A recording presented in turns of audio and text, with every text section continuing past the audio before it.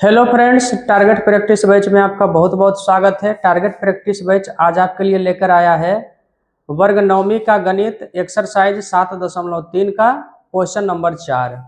तो question number 4 में देखिए बोल रहा है क्या कि बी ई और सी एफ एक त्रिभुज ए बी सी के दो बराबर शीर्षलंब है।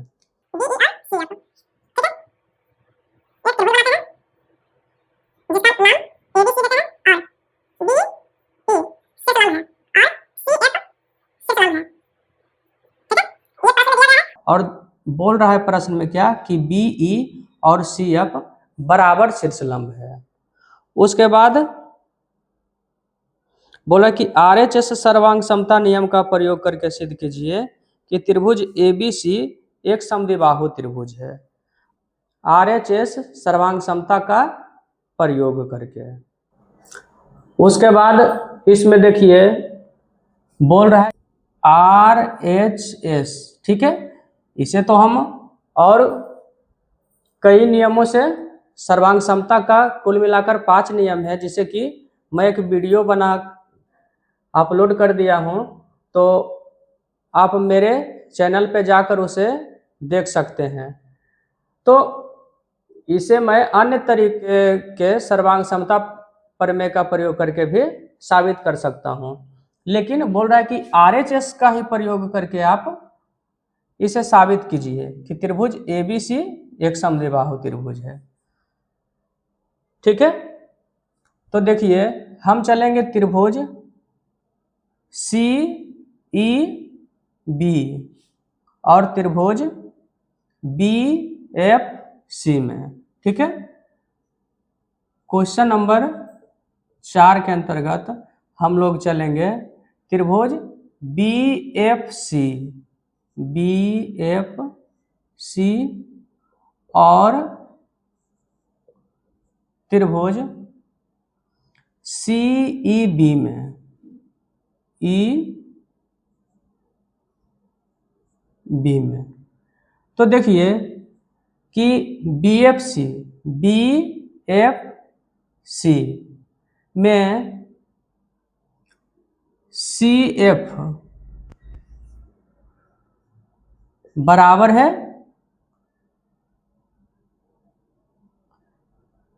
सी ई बी त्रिभुज के बीई के बराबर है।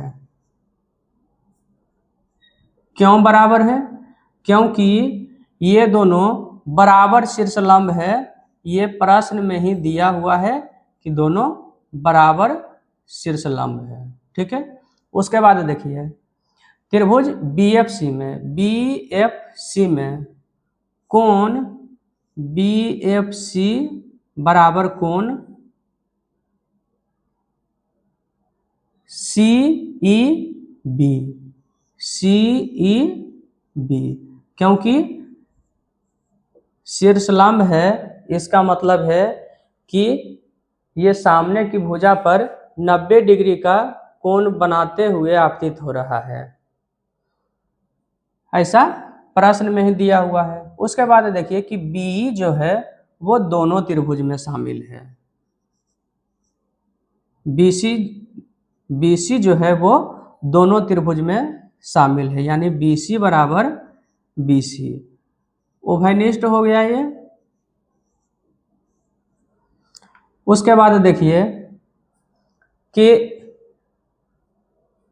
एक हो गया ये 90 डिग्री है और सी एफ और बीई शीर्षलंब है और लंब के सामने की भुजा कर्ण होती है, तो इसके सामने की भुजा ये बीसी और इसके भी सामने की भुजा बीसी, दोनों उभयनिष्ठ है और समकोण के सामने की जो भुजा होती है वो कर्ण होती है।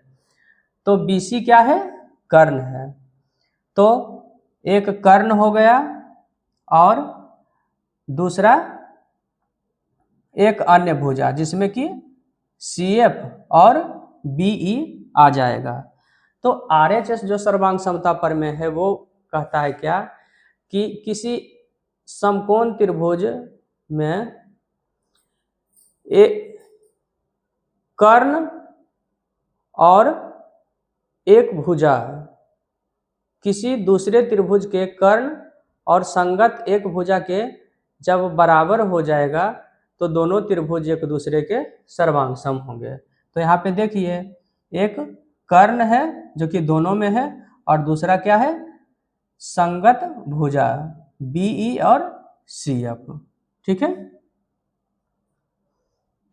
तो RHS सर्वांग समता प्रमेय से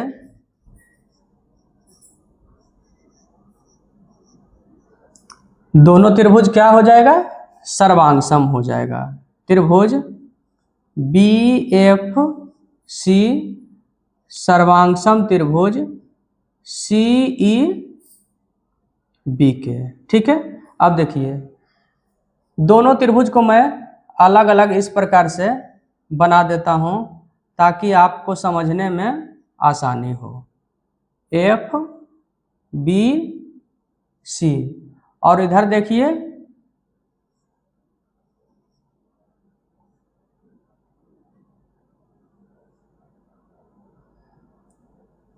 EBC। ठीक है, यहाँ पे बना रहा है ये 90 डिग्री का कोण। तो देखिए जब दोनों त्रिभुज एक दूसरे के सर्वांग सम है तो संगत कोण जो होगा वो क्या हो जाएगा, बराबर हो जाएगा। तो BE के सामने का कोण हो जाएगा C और FC के सामने का कोण हो जाएगा B, यानी कि ये FC जो है वो BE के बराबर है। ये ऐसा प्रश्न में दिया हुआ है कि बराबर शीर्षलंब है, तो बराबर शीर्षलंब के सामने का कोण हो जाएगा B और इसमें बराबर शीर्षलंब के सामने का कोण हो जाएगा C। इसलिए क्या हो जाएगा, कोण B बराबर कोण C। तो बराबर कोण के सामने की भुजा जो होती है वो बराबर होती है।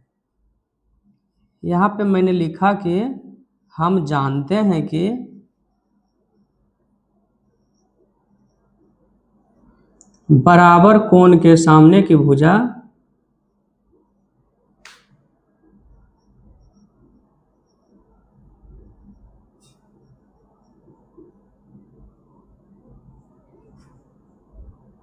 बराबर होती है। ठीक है, तो कोण B के सामने की भुजा AC और कोण C के सामने की भुजा AB एक दूसरे के बराबर हो जाएंगे।